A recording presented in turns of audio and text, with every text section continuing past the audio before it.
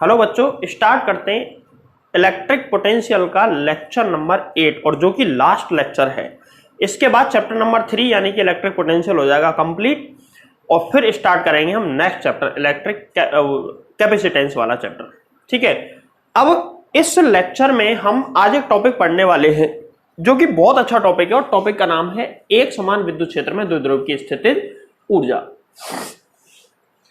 इस टॉपिक के बहुत कम क्वेश्चन राजस्थान बोर्ड वगैरह में पूछे जाते हैं, स्टेट बोर्ड में बहुत कम क्वेश्चन पूछे जाते हैं, बट ये जो टॉपिक है ना, इसके बहुत अच्छे अच्छे क्वेश्चन बन सकते हैं और जेईई मेंस वगैरह या नीट वगैरह में इसके क्वेश्चन आते भी हैं। कैसे आते हैं, सारे क्वेश्चन आज करने वाले हम इसी टॉपिक पे, पूरा लेक्चर इसी टॉपिक में जाएगा। देखो, सबसे पहले ये क्या कह रहा है, एक समान विद्युत क्षेत्र में द्विध्रुव की स्थितिज ऊर्जा, potential energy of an electric dipole in uniform electric field. ये है यूनिफॉर्म इलेक्ट्रिक फील्ड है, एक समान विद्युत क्षेत्र में कोई द्विध्रुव रखा है तो उसकी स्थितिज ऊर्जा यानी कि पोटेंशियल एनर्जी कितनी होगी ये हमको निकालनी है। ठीक है, तो देखो, स्थितिज ऊर्जा तो किसी एक जगह की होती है, मतलब ये है किसी एक स्थिति की स्थिति ऊर्जा होती है, लेकिन स्थितिज ऊर्जा कभी एक स्थिति की तब निकलती है जब अनंत से लेकर आते हैं, क्योंकि अनंत की जीरो हो जाती है तो घट के एक स्थिति की बचती है।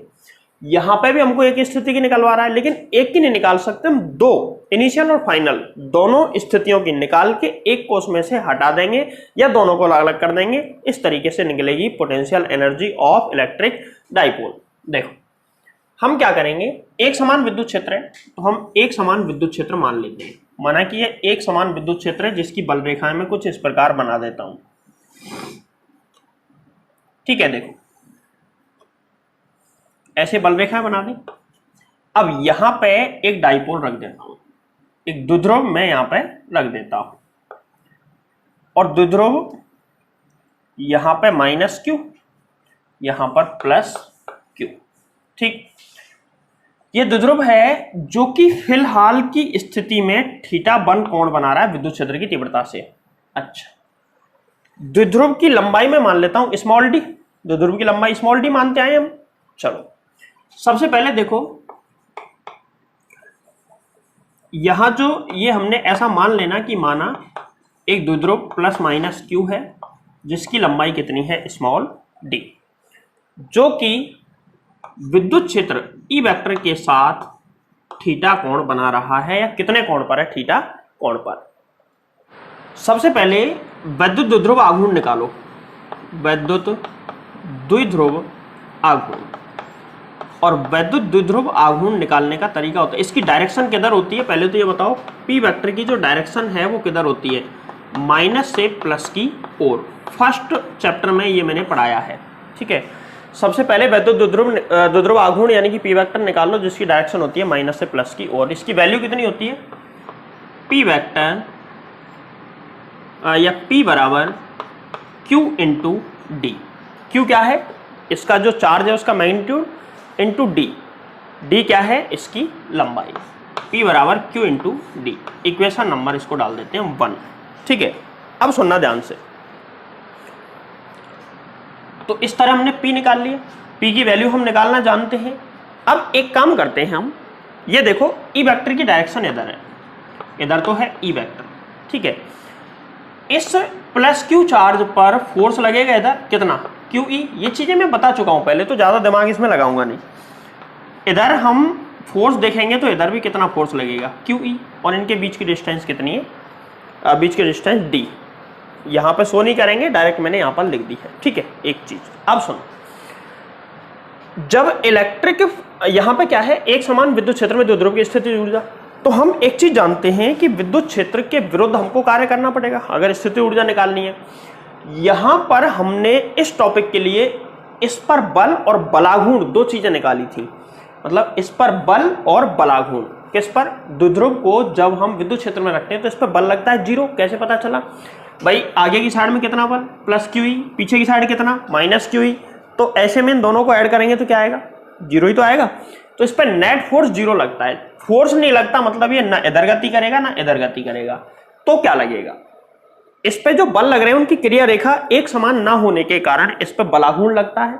जिससे ये घूर्णन प्रारंभ कर देता है, घूमना प्रारंभ कर देता है। अच्छा, अगर मान के चलो ऐसे है, एक फोर्स इस पे इधर लग रहा है, दूसरा फोर्स इधर लग रहा है, तो सोच के देखो इसकी घूर्णन किधर होगा, इधर नीचे की तरफ ऐसे घूमेगा ये, मतलब ऐसे रख दिया इसको, तो ये कैसे घूमेगा, ये विद्युत क्षेत्र में घूम के ऐसे रुक जाएगा, क्योंकि ये जो बल लग रहे हैं ऐसे आने के बाद ये बल ऐसे जब हो जाएगा तो ये बल इस दिशा में, ये इस दिशा में, दोनों अपोजिट डायरेक्शन में और एक ही क्रिया रेखा पे आ जाएंगे, इसलिए फिर ये नहीं घूमेगा, स्थायी संतुलन की अवस्था में आ जाएगा।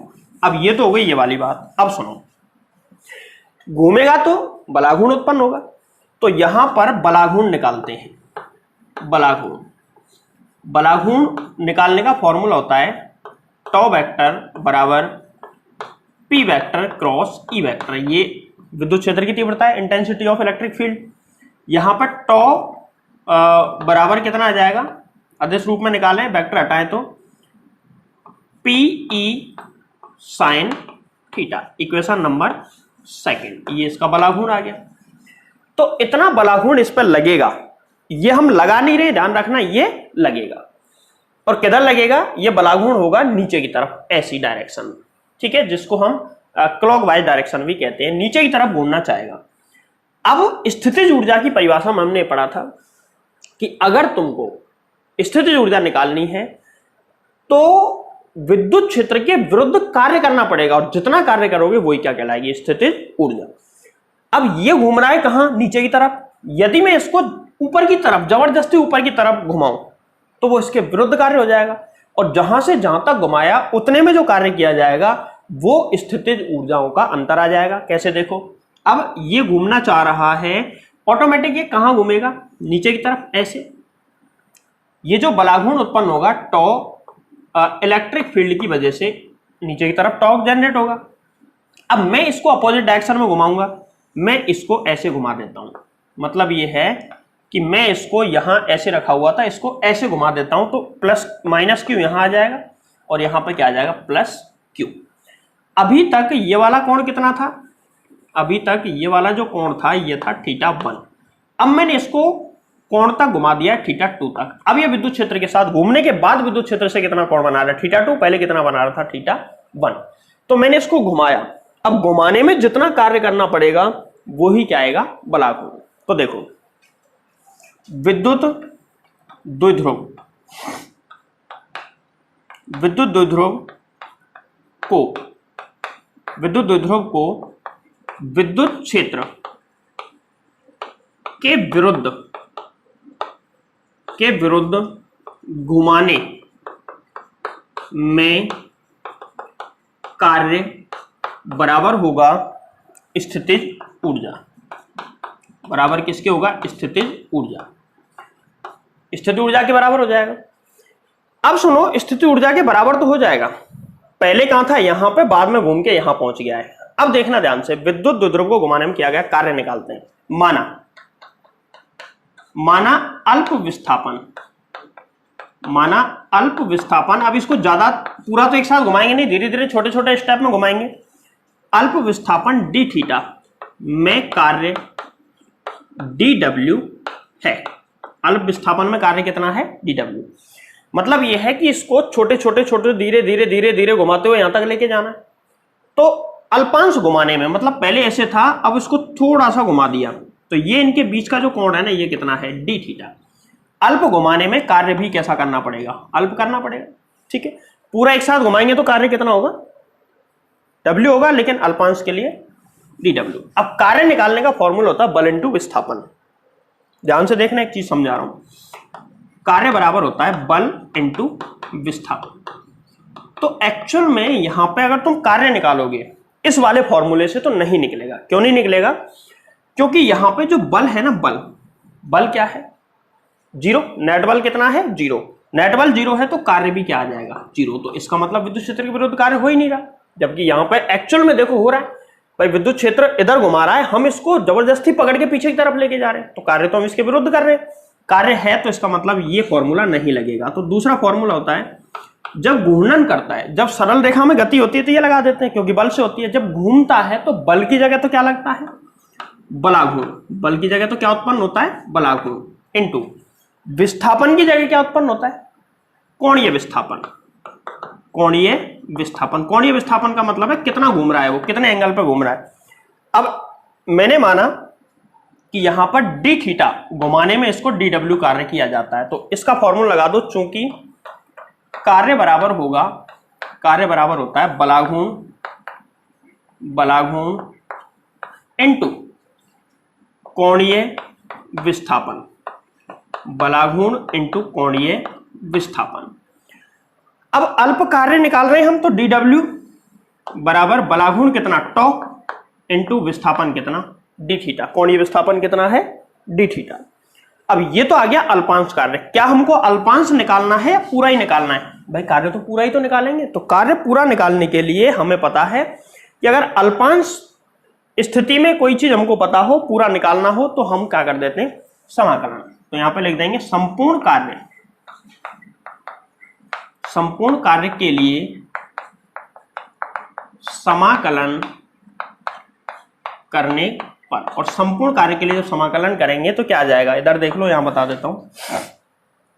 इंटीग्रेशन डी डब्ल्यू बराबर इंटीग्रेशन टॉ डॉट डी थीटा।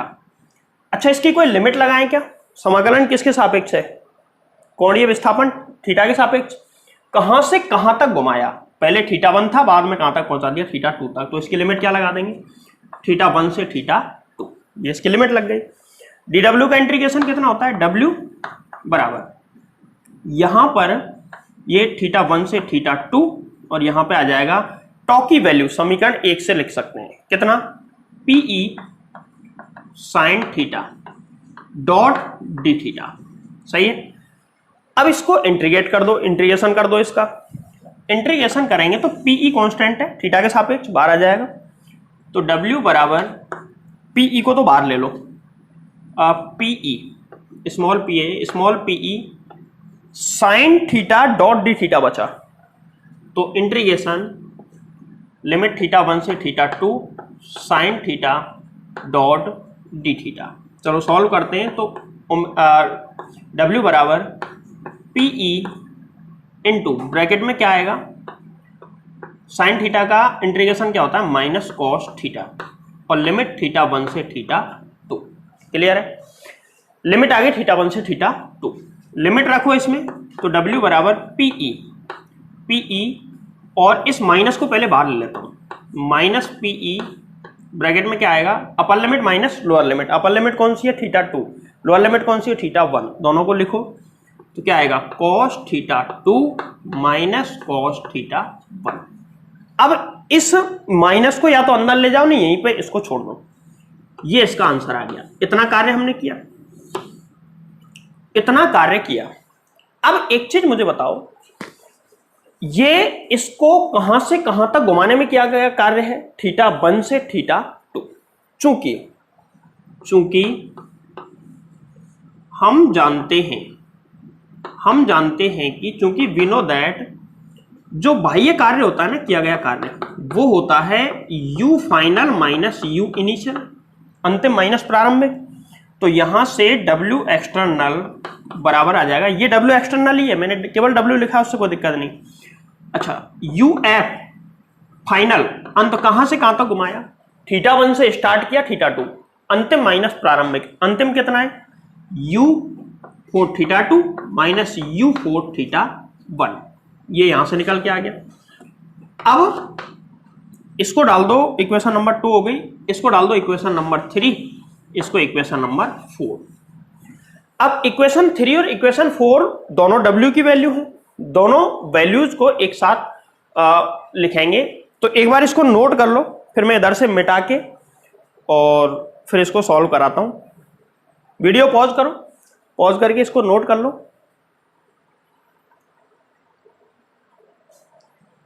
आगे बढ़ते हैं। इसमें देखो w एक्सटर्नल निकल गया। इक्वेशन 3 और 4 दोनों को एक साथ लिखेंगे तो फ्रॉम इक्वेशन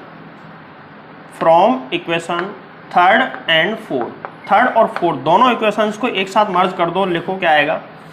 यहाँ पे आएगा w एक्सटर्नल की जगह पे तो आएगा u theta 2 minus u theta 1, और इक्वेशन 1 क्या है?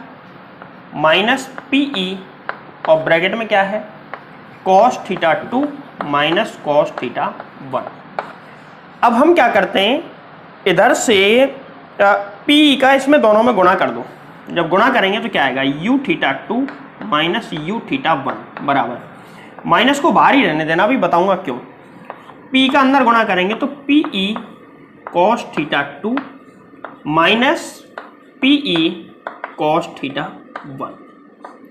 अब यहां पे एक चीज गौर से देखो, इसके दोनों पदों की तुलना करो। एक जैसे दो पद हैं, एक में से दूसरा घट रहा है, और ये भी एक जैसे दो पद हैं, दूसरे में से पहला घट रहा है, इधर भी दूसरे में से पहला माइनस हो रहा है, बट दोनों के आगे क्या है, माइनस। अब सुनना, अगर दोनों पक्षों की तुलना करें तो u थीटा 2 की वैल्यू तो ये वाली है, बीच में इसके भी माइनस इसके भी माइनस, और u थीटा 1 की वैल्यू ये वाली है। तो यहां दोनों पदों की तुलना से देखो, दोनों पदों की तुलना से, और जब दोनों पदों की हम तुलना करेंगे तो क्या आएगा, u थीटा 2 बराबर, यहां पे देखो माइनस जरूर बाहर आ रहा है तो दोनों के इधर भी माइनस आएगा, minus P E cos theta 2। इसी तरह u थीटा 1 बराबर minus P E cos theta 1। बोलो सही है। ये u थीटा 2 और u थीटा 1, मतलब इसका मतलब क्या है, u थीटा 1 मतलब थीटा 1 कोण पर द्विध्रुव की स्थितिज ऊर्जा, थीटा 2 कोण पर द्विध्रुव की स्थितिज ऊर्जा। अब देखो ध्यान से, अगर इसी प्रकार यहां पर लिख देना, इसी प्रकार अगर मान के चलो थीटा एंगल पे रखा है तो उसकी पोटेंशियल एनर्जी कितनी होगी। देखो थीटा कोण पे रखा हो तो माइनस पीई, ये तो आएगा। कॉस थीटा 1, यहां 1 है तो 1 और 2 है तो 2 और थीटा है तो थीटा, कॉस थीटा इतनी आएगी। अब इसको वेक्टर फॉर्म में हम कैसे लिख सकते हैं, माइनस और ब्रैकेट में P vector dot E vector, cross नहीं लिखेंगे, ध्यान रखना, क्या लिखेंगे, डॉट ई वेक्टर। इस तरह ये फॉर्मूला आया है किसी कोण थीटा पर रखे हुए विद्युत द्विध्रुव की स्थितिज ऊर्जा किसमें, एक समान विद्युत क्षेत्र में। तो इसको एक बार कंप्लीट नोट कर लें, फिर इसकी कुछ कंडीशन वगैरह मैं बताता हूं। वीडियो पॉज करो, हाँ कर लिया नोट। अब इसकी कुछ स्पेशल कंडीशंस हैं, कुछ कंडीशंस हम पढ़ लेते हैं, उसके बाद में हम न्यूमेरिकल पे चलेंगे। बस इतना ही था ये। देखो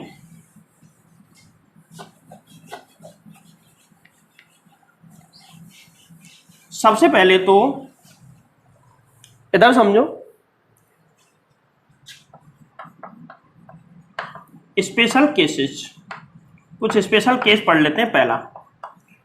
पहला केस ये है, और पहला केस ये है, देखो जब थीटा बराबर 90 डिग्री हो, जब थीटा बराबर कितने डिग्री हो, 90 डिग्री, तो यहां से फॉर्मूले में u90 थीटा की जगह 90 लिख दिया। 90 डिग्री पर पोटेंशियल एनर्जी कितनी आएगी ये चेक करते हैं।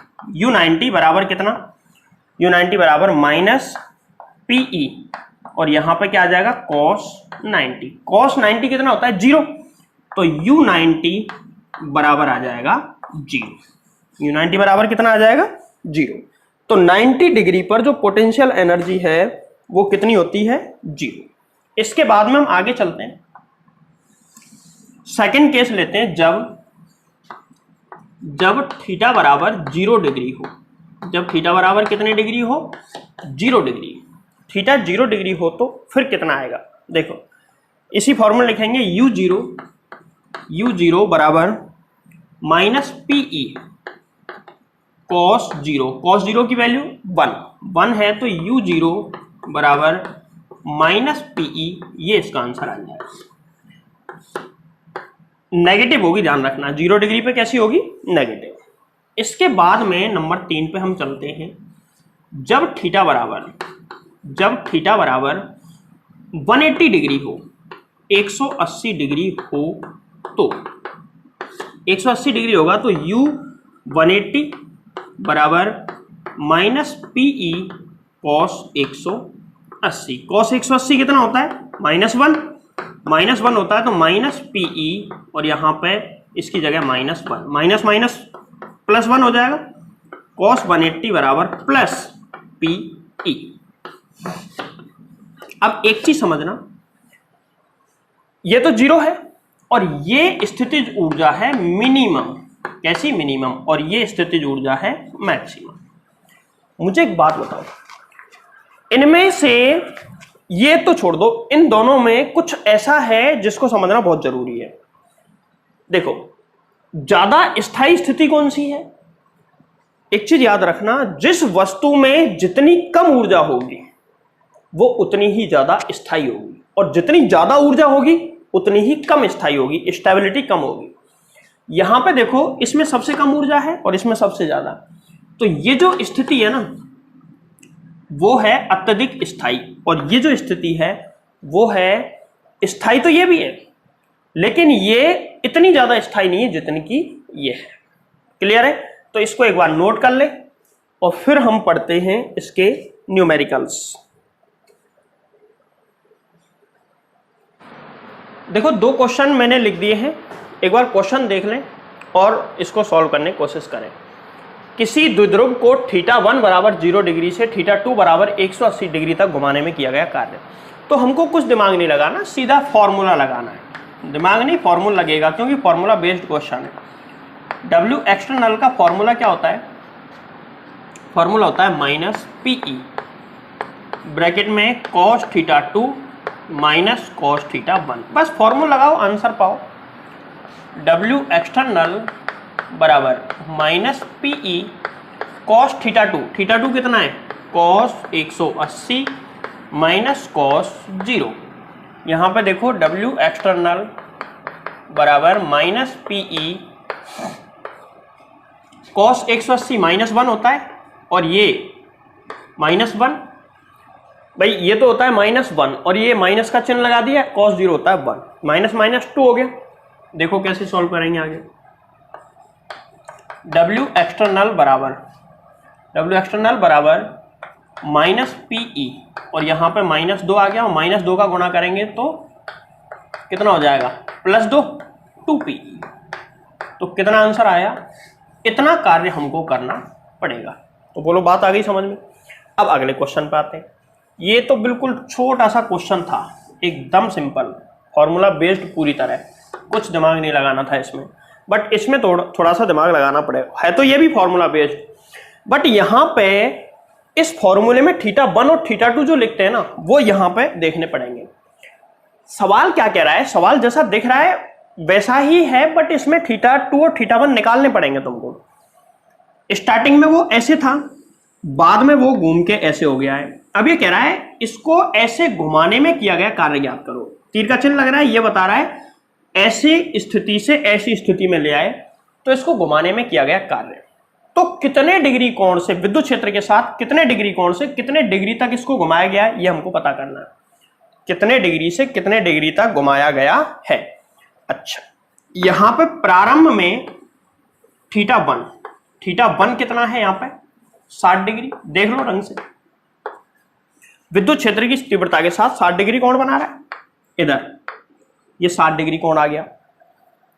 अब यहां से इसको घुमाया गया है यहां तक, तो θ2 भी 60 डिग्री। बोलो हाँ या नहीं? अरे नहीं, ये अगर 60 डिग्री होता तो ये यहीं रहता ना, फिर घूम कैसे जाता। अब ये θ1 है और θ2 कौन सा है? यहां से लेके यहां तक, ये है θ2। तो θ2 कितना आ जाएगा? पूरा 180 में 60 घटा दो, कितना आ गया? θ2 बराबर 120 डिग्री। और मुझे उम्मीद है कि अब ये क्वेश्चन तुम कर पाओगे। देखो फॉर्मूला लगा लो ना, W एक्सटर्नल बराबर -PE। यहां पे क्या लिखना है? cos θ2, θ2 की जगह 120 माइनस cos 60। देखो cos 60 की वैल्यू होती है 1/2, 1/2, और इसकी वैल्यू होती है -1/2, -1/2 और -1/2, -1 हो गया। -1 का इसमें गुणा कर लेना। W एक्सटर्नल बराबर -PE, इसकी वैल्यू -1/2, इसकी माइनस का चिन्ह लगा दिया, +1/2, और क्या आ जाएगा? प्लस का PE। ये आंसर आ जाएगा, ये इसका आंसर आ गया भैया। ठीक है, ऐसे क्वेश्चन हो जाएगा। अच्छा, इसमें कोई क्वेश्चन एक क्वेश्चन और दे देता हूं मैं, एक क्वेश्चन मैं ऐसे दे देता हूं और इसमें θ1 θ2 बताऊंगा बस तुमको, और कुछ नहीं। एक इस तरीके से है, अभी द्विध्रुव ऐसे रखा है मान के चलो, और इसको ले लेता हूं मैं, इसके साथ ये जो कोण बन रहा है ना, यहाँ पे एक लाइन और बना दो बीच में, यहाँ पे जो कोण बन रहा है ये मान के चलो 60 डिग्री है। स्टार्टिंग में वो ऐसे है, यहाँ पे है -q और यहाँ पर है +q। अब घूमने के बाद, अभी स्टार्टिंग में तो ऐसे है, घूमने के बाद इसको घुमाते हम और इसको घुमा के कुछ ऐसी स्थिति में ले आते हैं कि यहाँ पे आ जाता है +q और यहाँ पे -q। अब कार्य बताओ, अब कार्य बताओ। तो देखो अभी θ1 तो दिख रहा है, θ1 बराबर कितना है 60 डिग्री, इसमें θ2 पता करना है। अच्छा, थीटा किस किस के बीच का कोण होता है? थीटा होता है p वेक्टर और e वेक्टर के बीच का कोण। p वेक्टर और e वेक्टर के बीच का कोण होता है थीटा। p वेक्टर की डायरेक्शन किधर होती है? माइनस से प्लस की तरफ।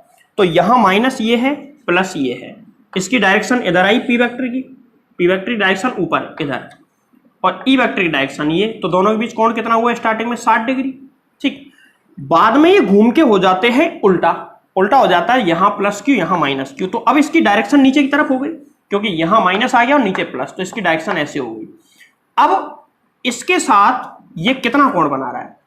तो उल्टे तो चल नहीं सकते, नहीं तो माइनस लेना पड़ेगा। अगर तुम ये लेना चाहते हो तो ये नेगेटिव में लेना पड़ेगा तुमको, ये नहीं लेना चाहते तो एक्चुअल में ये वाला एंगल है इनके बीच में, ये एंगल है और ये वाला एंगल कितना हो गया? इसको कैलकुलेट कर सकते हो तुम, कितना आएगा बोलो? ये वाला यहां से यहां तक कितना? 60 डिग्री।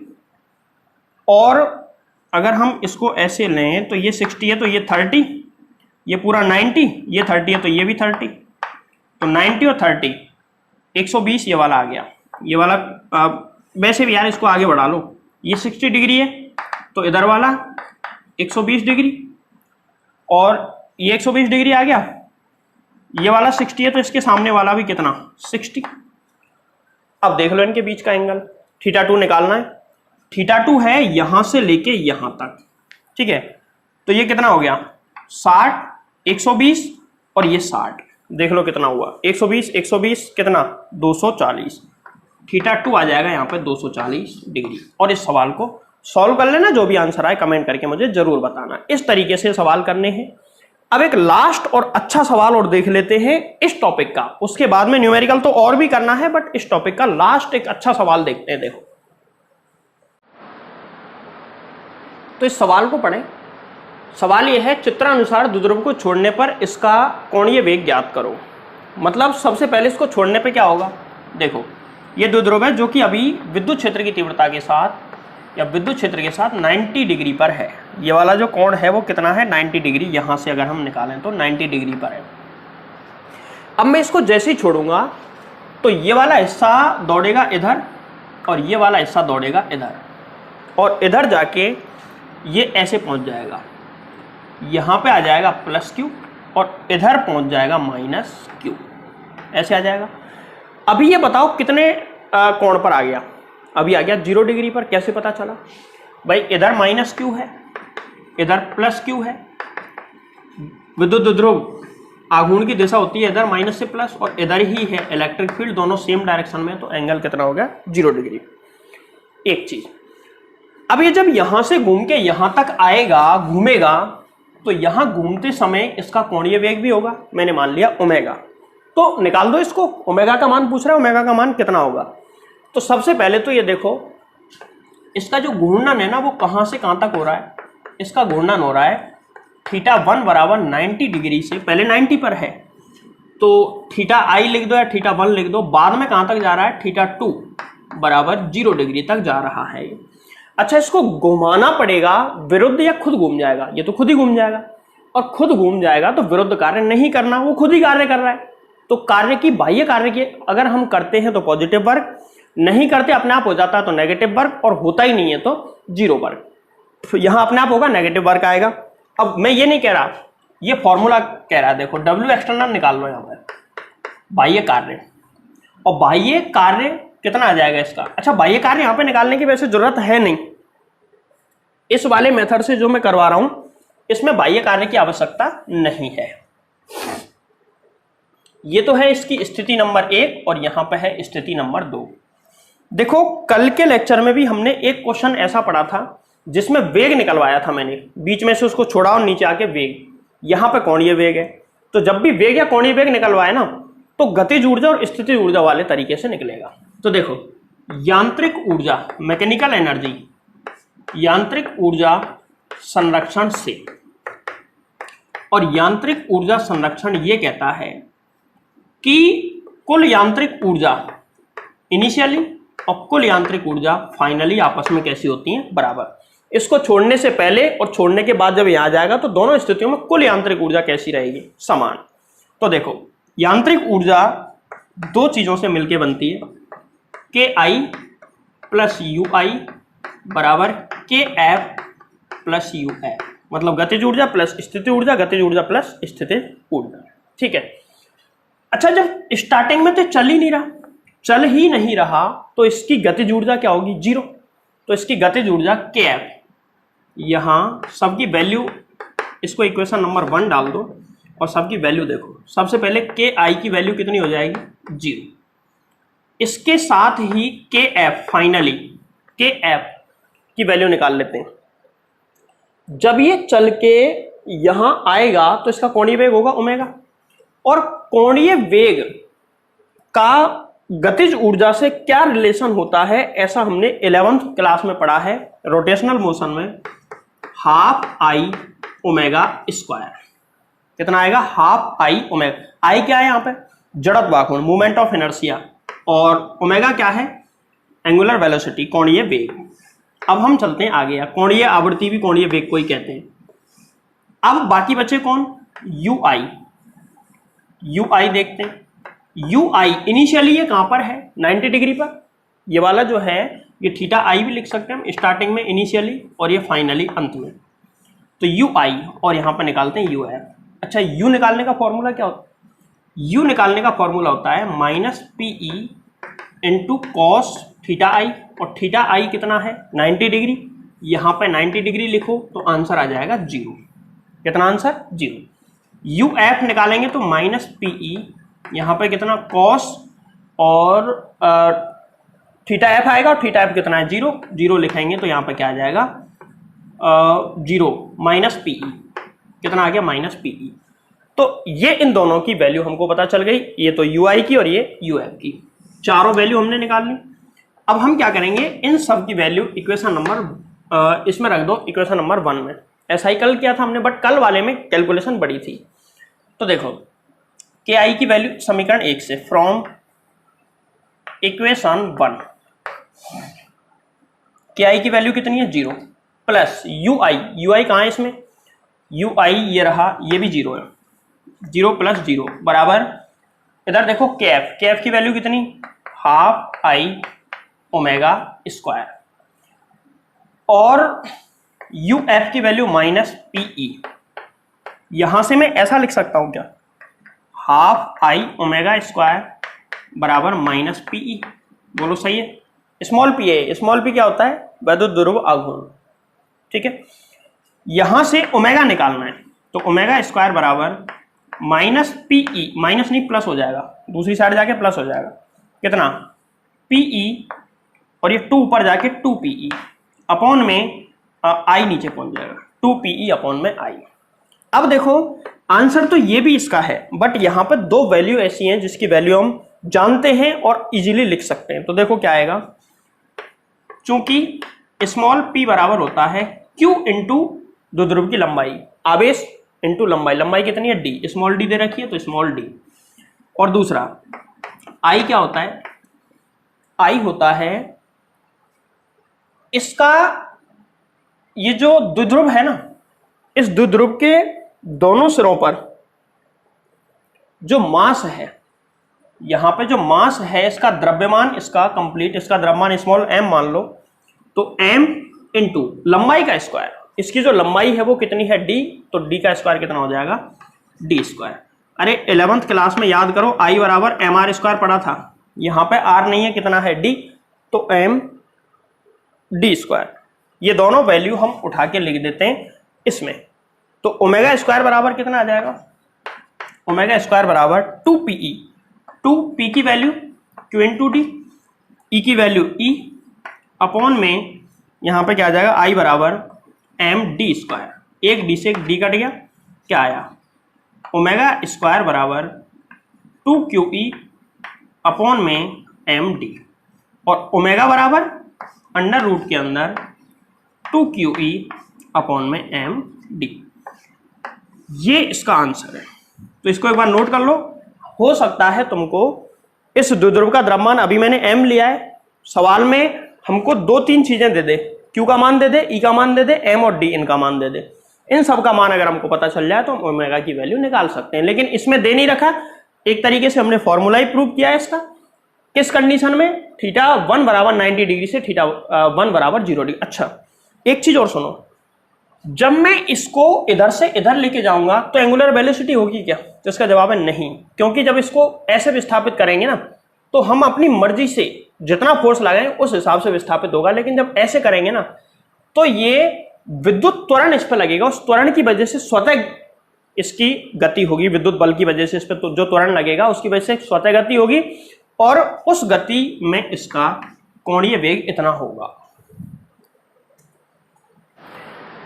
इस तरह ये चैप्टर हो गया है पूरी तरह खत्म। अब मैंने तुम्हारी आरबीएससी की कंप्लीट बुक देखी तो मुझे एक भी क्वेश्चन ऐसा नहीं मिला जो मैंने कराया है उसके हिसाब से अगर तुम करो और वो नहीं हो। एक भी उससे ज्यादा पैटर्न तो हो ही नहीं सकता तुम्हारी बुक में, उससे कम पैटर्न ही है, और एक भी क्वेश्चन ऐसा नहीं है जो नहीं होगा। एक क्वेश्चन मुझे मिला, अच्छा क्वेश्चन मुझे लगा तो मैं इसको करा देता हूँ, ठीक है। और ये क्वेश्चन है कि 2 धनावेशों के लिए संभव पृष्ठ बनाइए। भाई एक धनावेश होता है, ये धनावेश है मान के चलो, तो संभव पृष्ठ ऐसे बना दो, ऐसे बना दो, कितने ही संभव पृष्ठ बना सकते हैं जैसा कि मैंने सिखाया है। लेकिन 2 धनावेश अगर पास पास रखे हुए हैं तो दोनों के लिए एक साथ संभव पृष्ठ कैसा बनेगा ये समझ लो। केवल मान के चलो यहां पे एक पॉजिटिव चार्ज है, चलो मैं छोटा सा बना देता हूं। एक पॉजिटिव चार्ज ये है, इससे कुछ दूरी पर दूसरा पॉजिटिव चार्ज मैं यहां बना देता हूं, ये दूसरा पॉजिटिव चार्ज है, ठीक है। अब ये इनको मिलाने वाली रेखा है, चलो बना देता हूं इसको। अब इसके संभव पृष्ठ मुझे बनाने हैं, तो सबसे पहले बिल्कुल केंद्र पे चले जाओ और यहां से एक लाइन खींचो। तो देखो ये समान आवेश है, ध्यान रखना, ये अगर प्लस क्यू है तो ये आवेश भी कितना है प्लस क्यू, दोनों सिमिलर चार्ज है। अब जनरली जो इसका संभव पृष्ठ कैसे बनता है, एक लाइन, एक संभव पृष्ठ, दूसरा संभव पृष्ठ, ऐसे ही इसके लिए एक संभव पृष्ठ, दूसरा संभव पृष्ठ, तीसरा चौथा पांचवा भी बना सकते हैं। देखो अब तीसरा जो संभव पृष्ठ है ना वो ऐसे बनेगा, तीसरा संभव पृष्ठ यहां तक तो आएगा, यहां तक आएगा, लेकिन इससे आगे उसको मत ले जाना। इसका तीसरा संभव पृष्ठ ऐसे बना देना, ऐसे। चौथा बनाओगे तो चौथा भी इसी तरीके से यहां से स्टार्ट करो, ये चौथा इसका संभव पृष्ठ, इसका बनाओगे तो इसका चौथा संभव पृष्ठ ये। अब चाहे कितने ही बना लो। अब कईयों के दिमाग में एक चीज आ रही होगी, ये जो मैंने लाइनें बनाई हैं सभी क्या है संभव पृष्ठ।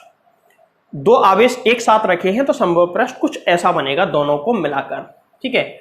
ये पूरा का पूरा ये कंप्लीट एक संभव पृष्ठ बन गया दोनों आवेशों के लिए। ये भी एक संभव पृष्ठ है, ये भी सब संभव पृष्ठ है।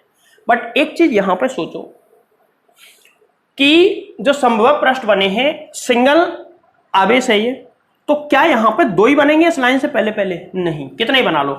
मैं चाहता हूं और बनाओ तो यहां बना दिया, और बनाओ यहां बना दिया, कितने ही बना लो कोई दिक्कत नहीं है। बट जो रूल है उसके हिसाब से, रूल क्या तुम वैसे भी देख लो ना, इधर इस लाइन के उस पार ना चला जाए इसका कोई संभव पृष्ठ, इधर इसका, तो इस तरीके से संभव पृष्ठ बनता है। और अगर यहां पे बनाना है तो यहां पे वो कितने ही संभव पृष्ठ बनाओ, बट जो कंडीशन मैंने बताई है बीच वाली लाइन को क्रॉस नहीं करना चाहिए, ये संभव पृष्ठ इसका बन गया। तो ऐसे करके 2 धनावेशों का संभव पृष्ठ बनता है। धनावेश हो या ऋणावेश उससे कोई मतलब नहीं है, दोनों या तो धनावेश हो या दोनों कैसे हो ऋणावेश। तो इस तरह इलेक्ट्रिक पोटेंशियल जो चैप्टर है कंप्लीट हो गया। टोटल 8 वीडियोस के अंदर हमने इसको कंप्लीट किया है और लगभग बहुत अच्छा मैटर मैंने तुमको इसमें दिया है। अब कल से स्टार्ट करेंगे इलेक्ट्रिक कैपेसिटेंस यानी कि विद्युत धारिता। तो अब तुमको क्या करना है कि ये मैं बार बार नहीं बोलना पड़े, आज चैप्टर खत्म हो रहा है इसलिए मैं बोल रहा हूं कि अब देख वीडियो पूरा देख लिया, लाइक नहीं किया कर, लाइक कर दिया। इस तरीके से हर वीडियो को लाइक कर दिया करो और कमेंट में अपना नाम जरूर लिखा करो, जिससे कि मुझे तो पता चले मेरी वीडियोस कौन देख रहा है कौन नहीं देख रहा। और सभी बच्चों तक ये वीडियोस पहुंचाओ। अब तो लगभग 4 चैप्टर मैंने कंप्लीट करा दिए हैं अब तक। तो इस तरह भी ये प्रक्रिया आगे चलती रही, क्योंकि अभी स्कूल तो खुलने वाले हैं नहीं जल्दी, तो ये प्रक्रिया लगातार आगे तक चलेगी।